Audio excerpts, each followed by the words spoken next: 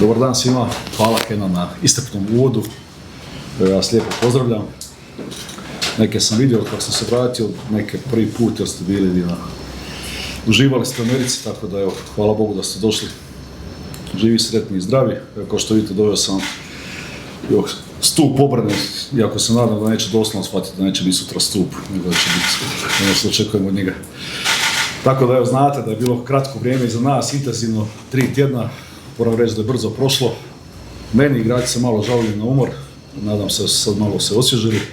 Što se tiče Interturku, evo, pomno smo ih analizirali, pratili, imaju 15 utakmica službenih već u prvenstvu, trenutno su na prvom mjestu, izazivaju dosta ozbiljnosti, nadam se da ćemo uspjeti im se suprotstaviti na pravi način, pokazati naše pravo lice i bez ikakvog alibija, što je ovako kratko vrijeme iza nas. Naravno da ima detalja koji mene pate, mislim da ćemo patiti sutra, da se ne lažemo, ali morat ćemo to na karakter izvući, jer jednostavno nemamo vremena za kukanje, nemamo vremena za dublje promišljanje, tako da nadam se da ću izabrati najboljih 11, najspremnijih. Nadam se da su dečki shvatili sve što smo stavili ispred njih, da su shvatili ovo sve što smo pričali o Turku i volio bi naravno da, bez obzira na sve ove činjenice koje sam naveo, da ipak razmišljamo prvenstveno o sebi, da budemo koncentrirani na ove detalje na kojima mi radimo i za koje sam siguran da će biti u dogledno vrijeme u puno boljem izdanju, ali sutra ćemo, evo kažem, opet dati sve od sebe. Toliko od mene u uvodu, izvolite.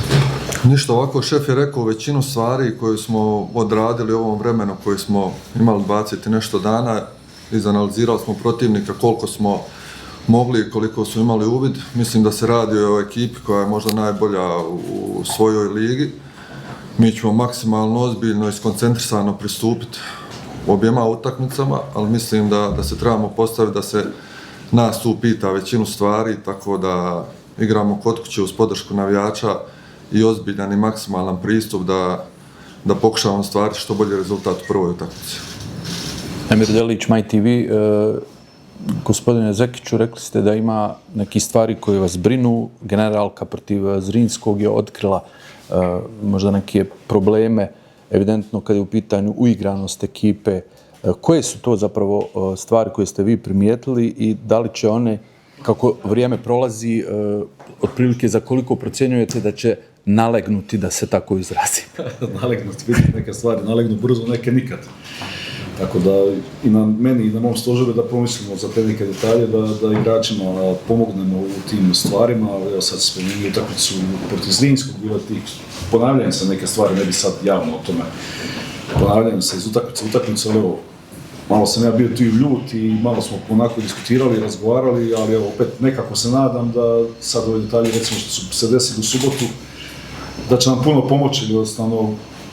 Pametan čovjek bi trebao učiti na tuđim greškama, eto mi još nismo dovoljno pametni, pa učimo na svojima, ali evo, nadam se da smo te stvari prošli, jer nisu tako komplicirane stvari, malo onako, znaš, ok, razumijem da ima i umora, pa umor izaziva malo i dekoncentraciju, ali na ovoj razini ne smijemo griješiti tim stvarima, jer jednostavno Turko je zaista ozbiljna momčad, moram reći, netipična skandinavska momčad koja voli igrati i od vratara i dosta su onako znaju napadati nekakve asimetriji, imaju odlične osmice koje napadaju u te prostore, tako da to su stvari na koje smo se mi fokusirali. S druge strane isto, naravno da smo puno radili i na našoj izgradnji gdje pokušali implementirati neke detalje koje ja mislim da smo počeli raditi prošle godine dobro, ali evo nismo imali vremena da ih nastavimo, tako da. Ali evo, možemo puno razirati tome svemu, jako brzo nam je došla ova utakmica, ali kažem, možda je to nekad tako i bolje, jednostavno hoćemo svi obavezu, hoćemo i veliku i žar. Nadam se da ćemo to svemu biti i pametni, jer ja opet nekako to gledam da i ovo sad što je BiH napravili na svjetskom prvenstvu, da moramo uzeti to onako za jedan veliki zamašnjak, za veliko samopouzdanje, da moramo malo iskoristiti tu pozitivu, jer jednostavno dečki su nas predstavili na jedan fantastičan način i svi smo ponosni i mislim da samim tim moramo uzeti sebi malo i obavezu i to je malo težina, ipak dolazimo iz zemlje koja je prošla nokaut fazu na svjetskom prvenstvu, koja je odigrala stvarno srčano i pokazala zapravo svima nama na kakav način se treba odnositi prema životu, prema nogometu. Hvala. Spartak Trnava, Krajova, to su neki evropski ispiti na Koševu koje pamtite po dobrim igrama, ali pamtite po atmosferi tih utakmica. Šta očekujete sutra sa tribinom? A gledaj, koliko god danas bude sutra na tribini, znam da ljudi koji će doći da će napraviti fantastičnu atmosferu, isto tako moramo i mi dati energiju na terenu, da bi to bilo još puno bolje. Što se tiče atmosfere, apsolutno ne mogu sumnjati u nju, bio je Renato prisutan, nisi? Jesam. Uglavnom, pričao sam puno puta sad ovih nekakvih 10 mjeseci što nije bilo da je to zaista nešto za pamćenje, to ostaje urezano svima nama i u srcu i u glavi, tako da što se toga tiče znamo šta nas očekuje. S druge strane, opet govorim, moramo svojim pristupom i načinom igre još više ljude podići, da bi još više bili uz nas i da bi bila energija još što bolje. Evo još jedno pitanje, bili ste prošle sezone na početku, dakle, te evropske avanture uoči Univerzitate i sada ste opet tu uoči utakmice sa Interom. Šta je nešto što je zajedničko u pripremi te dvije utakmice, u atmosferi, u igračkom kadru, po čemu se razlikuju pripreme uoči ove dvije utakmice?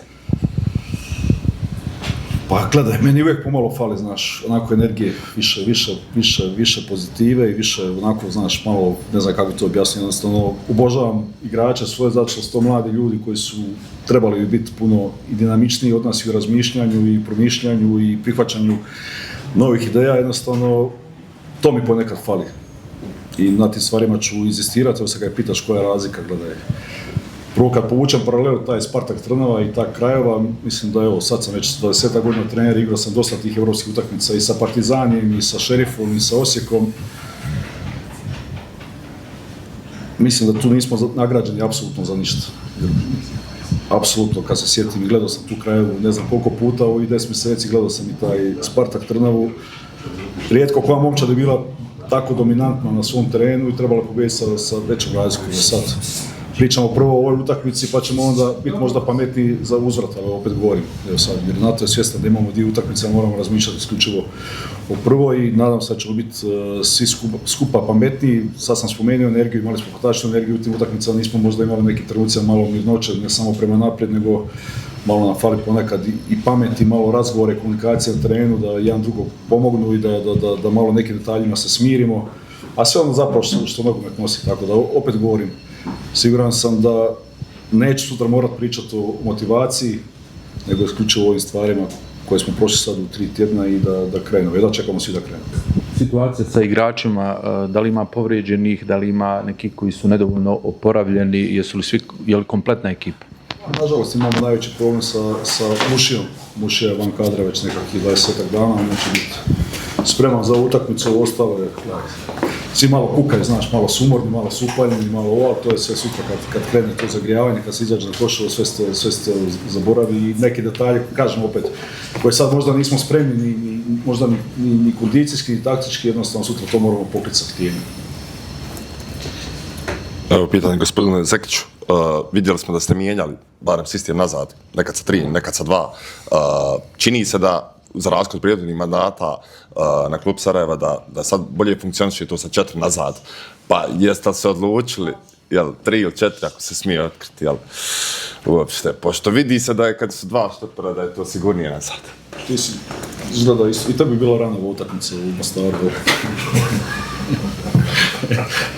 Ona u Nikšiću je puno bolje izgledala. Gledaj, pravo si, dobro, okej, uvijek možemo o tome elementirati. Moja želja, to sam uspjevao prije, sam radio u klubovima, da implementiramo to i igrati sa 4 i sa 3, na kraju krajeva pogleda, evo sad svjedoci se na svjetsko prvenstvo, pa nije to više tako baš da mora biti od početka do kraja, jednostavno i neke momčadi protiv koje mi igramo ili se tako ponašamo, nekad otvaraš sa 3, nekad 4, nekad podigneš malo više vodstvenog igrača pa spustiš malo drugog, tako da ima tu dosta situacija, tu ne treba shvaćati apsolutno tako plastično. Jednostavno pokušavamo neke stvari napraviti kako ćemo se ponašati u presingu, kako ćemo se ponašati u fazi obrane, ali na kraju krajeva gleda ta informacija ti isključivo zavisi od gospode, jednostavno o njihovom raspoloženju, o njihovom shvaćanju i o njihovom momentumu. Tako da sve će to biti ok, čini mi se, ali opet želja mi je da možemo mijenjati sami sebe tokom igre. Gospodina Zekića, kako vam se čine ova nova pravila, ova četvrtine u fudbalu, ovo sad u 90 minuta, ove pauze?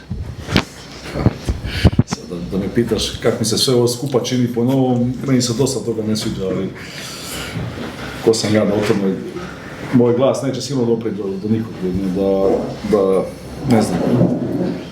Gledaj, sve se brzo danas mijenja i postalo je to, znaš, od one radosti nogometne postalo da to malo previše biznis, ima na kraju krajeva i previše tih utakmica. Pošli smo iz ekstrema u ekstrem, ja dok sam bio manji u bivšoj Jugoslaviji, kad ti bude jedna mjesečno, onda se raduješ, sam budeš šokiran da uopće ima prijenosa. A sad jednostavno, evo, svaki dan su utakmice, evo, svjetsko prvenstvo u punom jeku, već su počele kvalifikacije za mnoge momčadi, tako da ošlo je to u komercijalu, s tim se treba znati nositi, a evo opet nekako, nadam se da ćemo svi skupa pronaći ipak više o tome svemu radosti, da ćemo se više radovati nogometu, jer jednostavno nogomet je zaista prekrasna igra i bila je puno prekrasnija bez ovih varova, prevara i raznoraznih izmišljanja i tako da, dobro, nošćemo se s tim kako treba. Nadam se da ćemo imati ove moderne tijekove što se tiče nogometa, a pravila moramo slijediti kako jesu. Slažem se sa šefom. Zato sam te i doveo, da.